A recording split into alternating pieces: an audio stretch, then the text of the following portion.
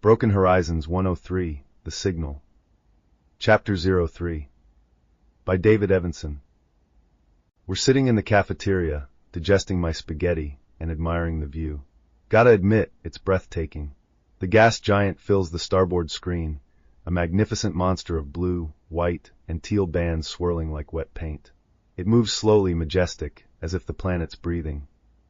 It's hypnotic. Even Sophia, who normally looks like she was born bitching about a faulty engine, says nothing. Tiny eats with an almost religious focus, each bite measured. Raj has that look of a kid watching fireworks. Lexi sits straight-backed, tea in hand, terminal beside her plate. Off. Lexi's terminal emits a polite little ding that cuts through the comfortable silence.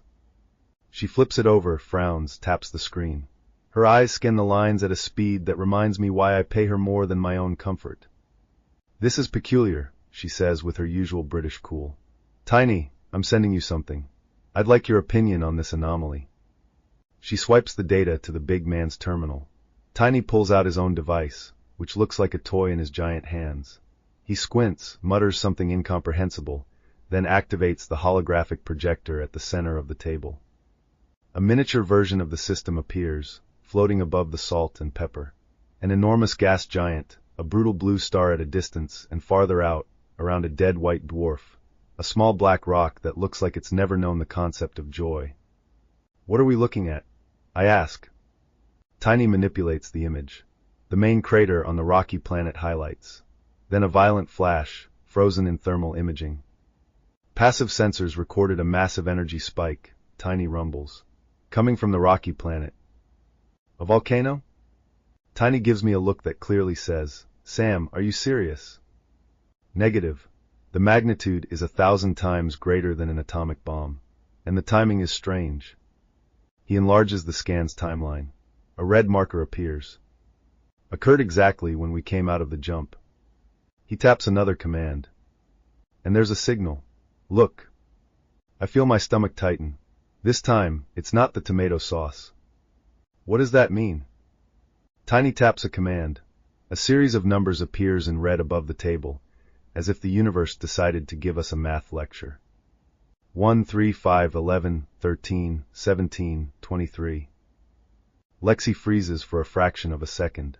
Her teacup stops halfway to her lips. Prime numbers, she breathes. No one speaks for a few seconds. Everyone mentally notes the same thing, though no one dares say it. In space, there are things you prefer to keep in your head as long as possible, just to avoid giving them more reality. Prime numbers. It's the simplest and most arrogant language of intelligence. It says, we don't need your alphabet. We don't need your sounds. We can count. We can structure. We can make you notice we exist. I set down my fork. Appetite just got spaced. Lexi, are the extraction drones back? I ask, my mouth suddenly dry. We're not moving until the equipment's secured. The last one's emptying into the tanks now, she confirms, checking her screen. Reserves full. We can jump anytime. I nod. We're ready. Are we good to go? That's another question.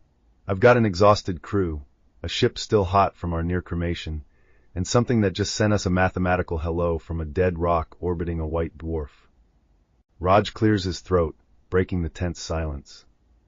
Shouldn't we rest a bit before charging in, Cap? He asks, hesitant. The planet will still be there tomorrow morning. We've had a rough day. He's right, logically. But my instinct does what it always does when it smells danger. It starts screaming. I know we're beat, Raj. But what if it's a crashed ship? What if that signal is an SOS triggered by our arrival? Lexi doesn't contradict me. She doesn't raise her voice. It's worse. She simply sets down her cup with exaggerated care. Captain, an explosion of that magnitude, nothing could have survived the impact. I agree with Lex, boss, Tiny adds. Ship would be vaporized. I rub my face.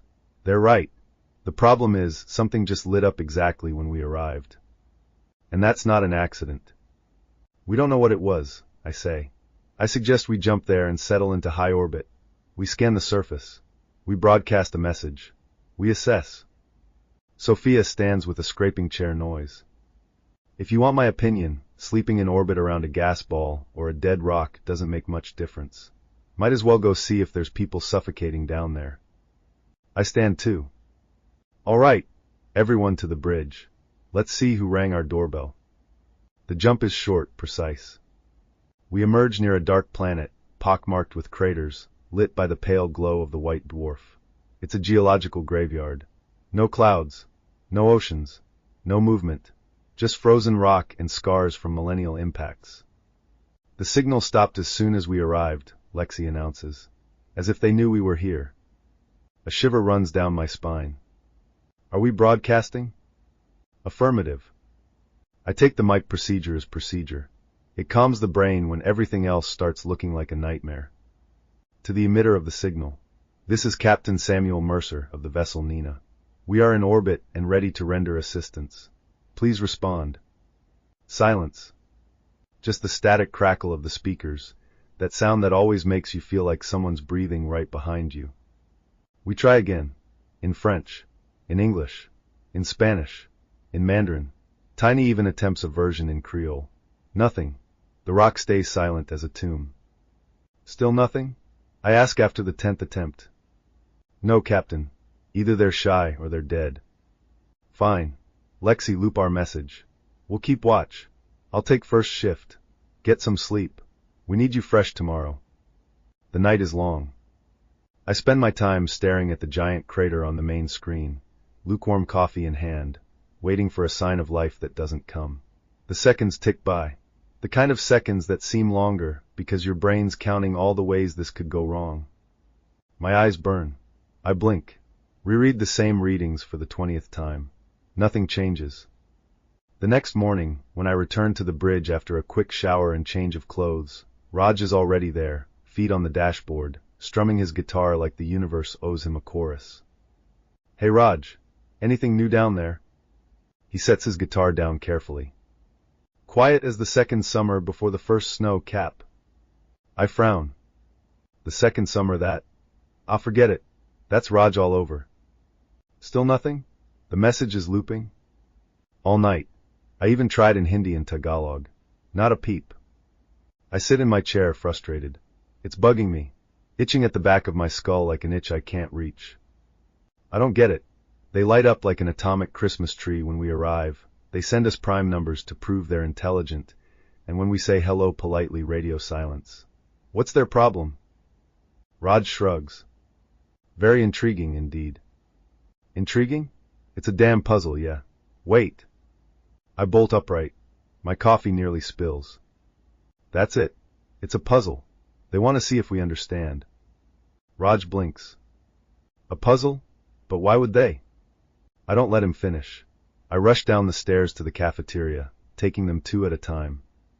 Tiny is finishing a bowl of oatmeal the size of a salad bowl, the kind of portion that would make a nutritionist weep. T. Yesterday's numbers. It's not just a hello. It's a riddle. Tiny looks at me, spoon in the air. He takes 2 seconds. Possible, boss. Send the signal back. Worth a shot, Lexi says, setting down her teacup, already standing. We head back up to the bridge. The atmosphere has changed. We're no longer in passive waiting mode. We're in problem-solving mode. Even Sophia's there, leaning against the doorframe, looking skeptical but present. It's her way of saying she believes a little anyway. Sending you the file, Lex, Tiny says. Broadcast on all frequencies. Lexi executes with her usual precision. The speakers stay silent, but the transmission goes out, clean, cold, mathematical. We wait. 1 minute. 2. 5. Nothing. I don't understand, I mutter, drumming my fingers nervously on the armrest. I was sure of it. Did we send the exact sequence? Sophia lets out a loud sigh, like she's losing a bet against the universe. We done playing riddles? We're wasting time and money waiting for a ghost signal.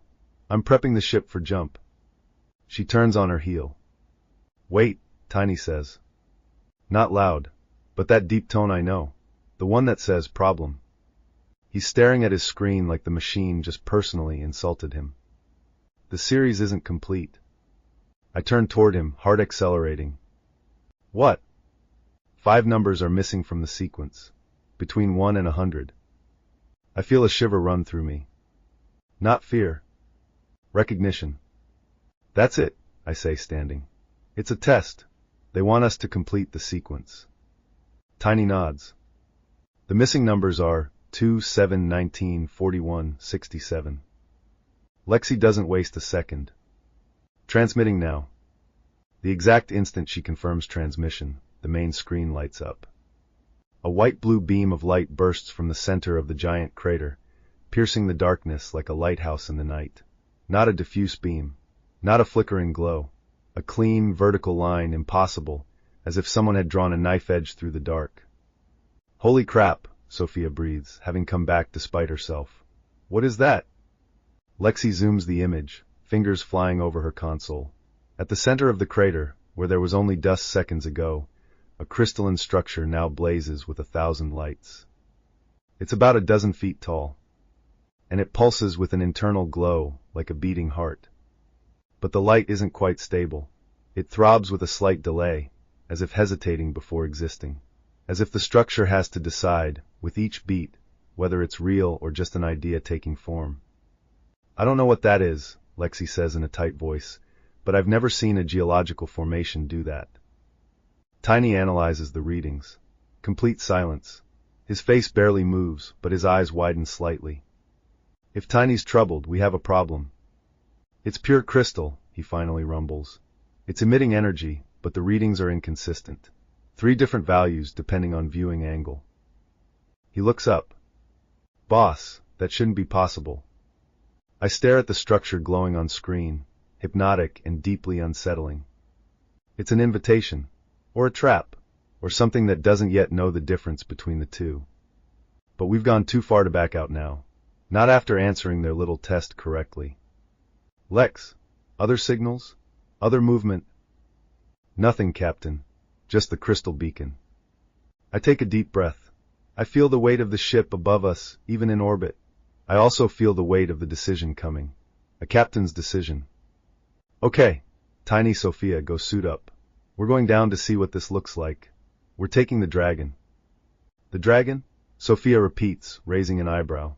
You sure you want to dust off that antique?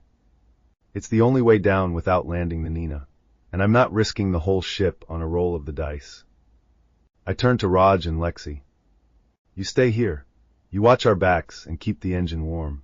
If this goes south, I want to be able to haul ass fast. Understood? Aye aye, Captain, Raj responds, face serious for once. Lexi nods, already creating a checklist that would make Jekko weep with joy. I look one last time at the blue light pulsing on screen. My instinct is screaming that this is a bad idea. But my curiosity is screaming louder. Let's go see what decided to answer us. Broken Horizons is a reader-supported publication. To receive new posts and support my work, consider becoming a free or paid subscriber.